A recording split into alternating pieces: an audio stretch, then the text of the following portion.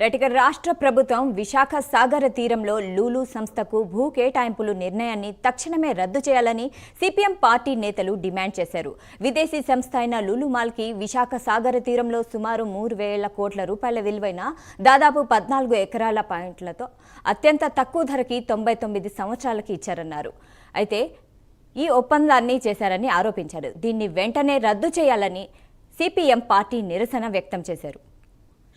రద్దు చేయాలి. లూలు సంస్థకు కేటాయించిన భూములు తక్షణమే రద్దు చేయాలి. జిందాబాద్ సిపిఎం.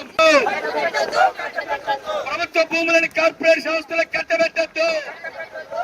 భూములు తక్షణమే రద్దు చేయాలి. కానుకున్నటువంటి భూముల్ని లూలు మాల్ కట్టబెట్టడం కోసం చంద్రబాబు నాయుడు ప్రభుత్వం ఆగు మేఘాల మీద జీవోలు ఇచ్చింది. గతంలో కూడా చంద్రబాబు నాయుడు గారు అధికారంలో ఉన్నప్పుడు లూలు మాల్కి స్థలాలను కేటాయించారు. ఇది చట్టవిరుద్ధంగా కేటాయించారు. ఇది కేటాయించకూడదు.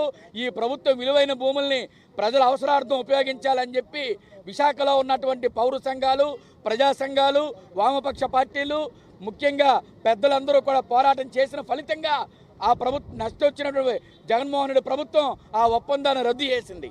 కానీ చంద్రబాబు నాయుడు గారు మళ్ళీ అధికారంలో రాగానే రాష్ట్రంలో ఏ సమస్యలు లేనట్టు లూలు మాల్కు భూములు కేటాయించడమే ప్రధాన అజెండాగా తీసుకొని విలువైనటువంటి భూముల్ని లూలు మాల్కి మళ్ళీ కేటాయించారు. ఒక్క లూలు మాల్కే కాదు, ఈ రోజున విశాఖపట్నంలో ప్రభుత్వం తాలూకా విలువైన భూములన్నింటినీ కూడా కారు చవకగా కార్పొరేట్ కంపెనీలకు కట్టబెడుతున్నారు.